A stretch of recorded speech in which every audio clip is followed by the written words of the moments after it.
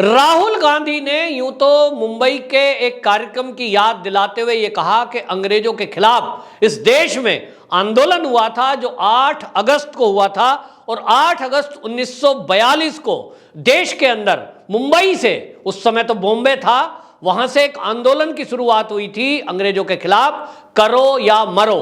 तो राहुल गांधी कहते हैं कि आज इस मोदी सरकार के विरुद्ध भी इसी तरह का आंदोलन करने की जरूरत है, क्योंकि ये जो सरकार है, इस सरकार को वो कहते हैं कि इस सरकार को उखाड़ फेंकना है। और उन्होंने बयान दिया कि आज तानाशाही सरकार के खिलाफ एक और करो या मरो आंदोलन करने की जरूरत है और देश की रक्षा के लिए अब समय आ गया है कि अन्याय के खिलाफ बोलना जरूरी है। ये इस सरकार को उखाड़ फेंकने के लिए जिस तरह का लोगों से आह्वान कर रहे हैं, आपको याद होगा राहुल गांधी ने कुछ दिनों पहले इसी तरह का कुछ बयान कई बार, एक बार नहीं कई मौकों पर दिया है। सीएए का जब विरोध यहां भारत के अंदर हो रहा था, उस विरोध के पीछे आपने देखा कि सोनिया गांधी ने दिल्ली के रामलीला मैदान में इसी तरह का बयान दिया था। पूरे देश में शांतिपूर्वक प्रदर्शन हो रहे थे।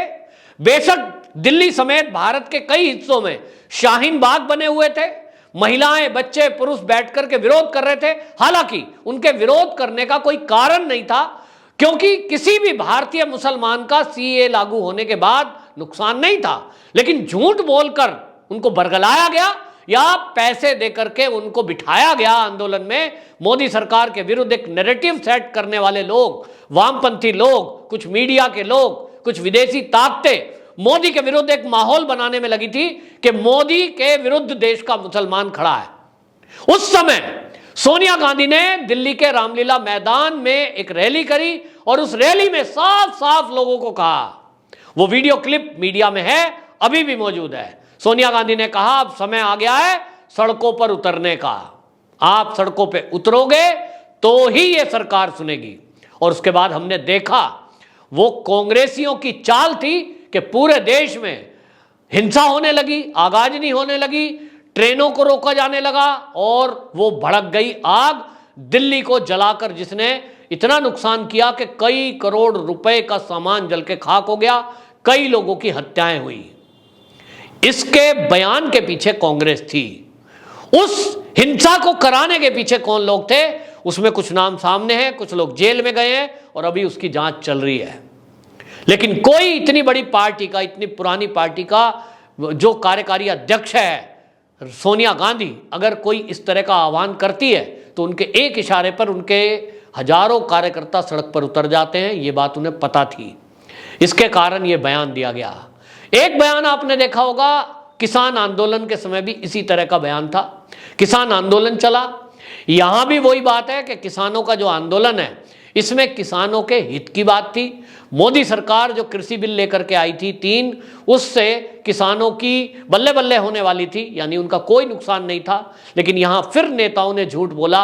राहुल गांधी उनके बीच में जाके बैठे हुए दिखाई दिए और लगातार प्रियंका गांधी हो या राहुल गांधी या सोनिया गांधी, इन सब की तरफ से बयानबाजी हुई और किसानों को भड़काया गया।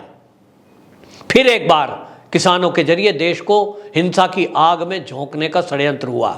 उनको कहा गया कि अपने हक के लिए अड़े रहिए, लड़ते रहिए, ये सरकार ऐसे सुनेगी नहीं, इनको घेरो। और फिर एक बार राहुल गांधी अमेरिका जाते हैं, अमेरिका की धरती पर बैठकर फिर बोल के आते हैं कि मिट्टी का तेल छिड़क दिया गया है, केवल माचिस की तीली लगाना बाकी है।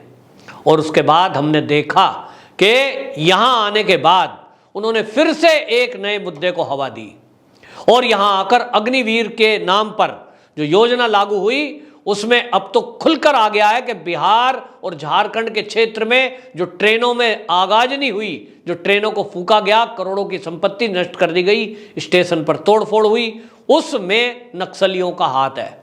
तो एक बात सामने आई है, ये जो समझ में आ रहा है कि क्या नक्सली, वामपंथी और कांग्रेस का एक गठबंधन हो गया है कि मिलकर के मोदी सरकार को उखाड़ फेंकने के लिए इस तरह की हिंसाओं को अंजाम दिया जाएगा, इस तरह के षड्यंत्र किए जाएंगे। यह एक नई तरह की शुरुआत है कि अब ये गठजोड़ करके अब ये सामने एक्सपोज हो रहे हैं।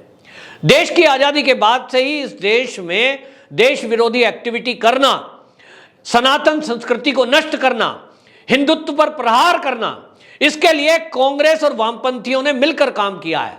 किसी ने शिक्षा पद्धति को नष्ट करने का काम किया, किसी ने इस देश की सीमाओं को कमजोर करने का काम किया, और हिंदुओं के प्रति एक नफरत पैदा करना, इसके लिए नैरेटिव चलाया गया, मीडिया का सहारा लिया गया, फर्जी बातें बताई गई और फर्जी तरीके से चीजों को प्रस्तुत किया गया।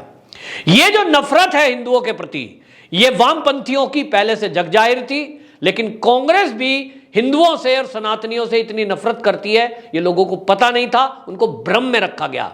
अब खुलासा हो रहा है। तो ये आज खुलासे के बाद पता चलता है कि कांग्रेस भी पिछले 75 साल से ये साजिश में लगी हुई है। राम मंदिर का विरोध हो, चाहे मथुरा जन्मभूमि का विरोध हो, फिर चाहे काशी का विरोध हो, हमने देखा है कि उनके वकील किस तरह से दलील पेश करते हैं। उनकी नफरत देखिए कि गोधरा के अंदर कार सेवकों को जिंदा जला दिया गया ट्रेन में, तो उनके बारे में एक शब्द नहीं बोला, लेकिन जो जलाने वाले थे जब उन पर कार्रवाई हुई तो उसमें ये सारे वकील खड़े हो गए, तीस्ता सी तलवार जैसे लोग खड़े हो गए, कई सारी एनजीओ आ गई और इन सब गठजोड़ ने मिलकर के ऐसी कोशिश की, ऐसा जताने की कोशिश की जैसे जो जलाने वाले थे वो तो ऐसे ही थे, बस उनका कोई दोष नहीं था, कोई पाकिस्तान का रोल नहीं था। और ये जो हिंदू हैं और ये जो नरेंद्र मोदी है, इन्होंने सारी हिंसा को अंजाम गुजरात में दिया है। ये जो कपिल सिब्बल जो अभी तक कांग्रेस में थे और देश के जाने माने वकील हैं, उन्होंने एक कार्यक्रम में बाकायदा बोलते हुए ये तक कह दिया कि जिस तरह से मोदी को क्लीन चिट दी गई गुजरात के दंगों में, मैं उससे संतुष्ट नहीं हूं। यानी न्यायपालिका पर, सुप्रीम कोर्ट पर वो सवाल उठा रहे हैं। तो ये राहुल गांधी का बयान एक बार फिर से जो आया है, मैं आपको इस बयान के बाद ही देश को समझ लेना चाहिए, देश की गुप्तचर एजेंसियां और एजेंसियों को, देश की सुरक्षा एजेंसियों को चौकन्ना हो जाना चाहिए कि राहुल गांधी ने अनजाने में ही सही वो बयान दे दिया है जो उनकी इच्छा है, जो उनकी योजना है। आप देखेंगे आने वाले दिनों में अब कांग्रेस इस पर इंप्लीमेंट शुरू करेगी, क्योंकि राहुल गांधी ने बोला है, वो पार्टी में सोनिया गांधी के बाद उन्हीं की बात सुनी जाती है। और कई मामलों में तो हमने देखा है जब इनकी सरकार थी तो प्रधानमंत्री से ज्यादा राहुल गांधी की सुनी जाती है। तो उन्होंने अपनी मंशा जाहिर कर दी है कि वो सरकार को उखाड़ फेंकने के लिए करो या मरो जैसा आंदोलन करने की तैयारी कर रहे हैं। और इस घोषणा के साथ पूरे देश के अंदर वो क्या करने जा रहे हैं ये उन्होंने बता दिया है। आपको याद दिला दूं कि करो या मरो जो आंदोलन, जैसे मैंने कहा 1942 में ये मुंबई से शुरू किया गया था और उस समय 940 लोग इस करो या मरो में, जब नेताओं ने आह्वान किया कि या तो मर जाएंगे नहीं तो इनको भगाएंगे, 940 लोग देश के ऊपर शहीद हुए थे, क्योंकि वो अंग्रेजों के विरुद्ध जान देने के लिए लोग निकले थे और इसमें कई हजार लोगों ने गिरफ्तारियां दी थी। यानी राहुल गांधी कहना चाहते हैं कि इसी तरह से मरने के लिए कांग्रेसी तैयार हो जाएं, गिरफ्तारी देने के लिए कांग्रेसी तैयार हो जाएं, लेकिन वो देश में माहौल जरूर ऐसा क्रिएट करेंगे सरकार के विरुद्ध। और सरकार जब भी कोई एक नीति लेकर के आएगी, कोई भी शिक्षा नीति में परिवर्तन करे उसके नाम पे विरोध करेंगे। अभी बिजली बिल आया है उसके नाम पर ये विरोध करेंगे। जो सरकार कुछ करेगी, विरोध करने के कई सारे बहाने कांग्रेस के पास है, कांग्रेस खोज लेती है। अब मोदी को चौकन्ना होना है कि उनको ये जो देश विरोधी ताकतें हैं इनसे कैसे निपटना है। इनको आप ईडी की पूछताछ के लिए बुलाएंगे तो ये लोगों को सड़कों पे उतार देते हैं।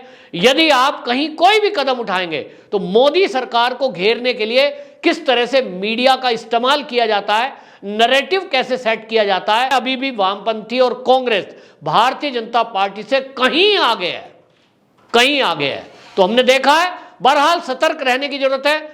और इस देश में जो कांग्रेस है उसके मंसूबे अब सबको पता लग गया है, तो देश की सुरक्षा एजेंसियां इस बात को समझें कि राहुल गांधी के जो मंसूबे हैं, क्या इस बयान को लेकर उनकी कोई गिरफ्तारी करने का कानून इस देश में है कि नहीं। अगर आम आदमी इस तरह की कोई धमकी दे कि मैं ऐसा आंदोलन कर दूंगा या ऐसा आंदोलन करने की जरूरत है सरकार के विरुद्ध, शायद उसको पकड़कर तुरंत पुलिस जेल में डाल देती। लेकिन राजनीतिक दल का कोई व्यक्ति, और वो भी इतना बड़ा खानदान का आदमी, कुछ कहे उनको आज तक हमने जेल होते देखा नहीं है। ये बात अलग है, मोदी सरकार आने के बाद ईडी उनको पूछताछ करके चाय पिला के वापस भेज रही है। यहां भी मुझे पक्षपात होता दिखाई दे रहा है। अगर राहुल और सोनिया की जगह कोई और होता तो अभी तक तो कुछ नेता तो जेल में है, ये भी जेल के अंदर होते। तो ये बड़ा सवाल है, क्या राहुल गांधी इस बयान के बाद जेल जाएंगे? देखना होगा। वंदे मातरम।